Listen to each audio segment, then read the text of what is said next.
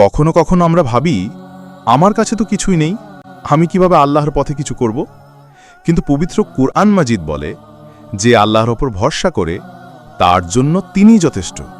সূরা তালাক আয়াত ৩।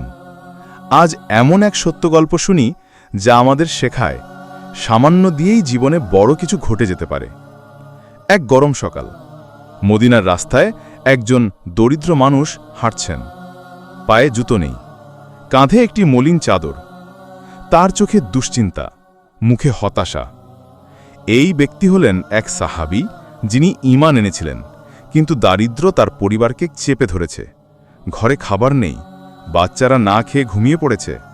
স্ত্রী চোখে পানি নিয়ে তাকিয়ে আছেন, কিছু নিয়ে আসতে পারবে তো? তিনি মসজিদে গিয়ে রাসূলুল্লাহ সাল্লাল্লাহু আলাইহি ওয়াসাল্লামের সামনে দাঁড়ালেন। আবেগে কণ্ঠ কাঁপছে। ইয়া রাসূলুল্লাহ, আমি অভাবী, ঘরে কিছু নেই, আমার পরিবার ক্ষুধায় কষ্ট পাচ্ছে। মসজিদে নীরবতা নেমে এলো, সবাই চুপ। রাসূল সাল্লাল্লাহু আলাইহি সাল্লাম খুব মনোযোগ দিয়ে তার কথা শুনলেন। তারপর জিজ্ঞেস করলেন, তোমার ঘরে কিছু আছে? তিনি মাথা নিচু করে বললেন, শুধু একটা মাটির পাত্র আর একটু পানি আছে। রাসূল বললেন, তা নিয়ে এসো। তিনি আনলেন।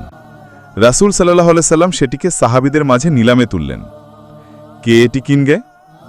একজন সাহাবী বললেন, আমি 1 দিরহামে কিনি। আরেকজন বললেন, আমি 2 দিরহামে কিনি। রাসূল বললেন, তোমার পাত্র 2 দিরহামে বিক্রি হলো।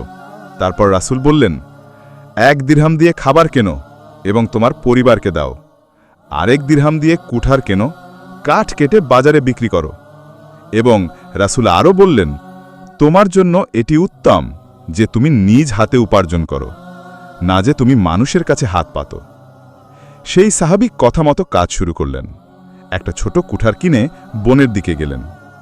গরম রোদ, ধুলি ভরা পথ, কিন্তু মনে আছে আশা। প্রথম দিন খুব বেশি কাঠ কাটতে পারেননি, কিন্তু বিক্রি করে সামান্য রোজগার হলো। এইভাবে প্রতিদিন সকালে বের হন, সন্ধ্যায় কিছু না কিছু নিয়ে ফেরেন। পরিবার ধীরে ধীরে স্বস্তি পেতে শুরু করল। 1 মাসের মধ্যে তার অবস্থা বদলে গেল। ঘরে খাবার আছে, স্ত্রী সন্তান খুশি, কারও কাছে আর হাত পাততে হয় না। এখন তিনি অন্যদের সাহায্য করতে পারছেন। একদিন আবার তিনি রাসূলের কাছে গেলেন, চোখে পানি, মুখে হাসি।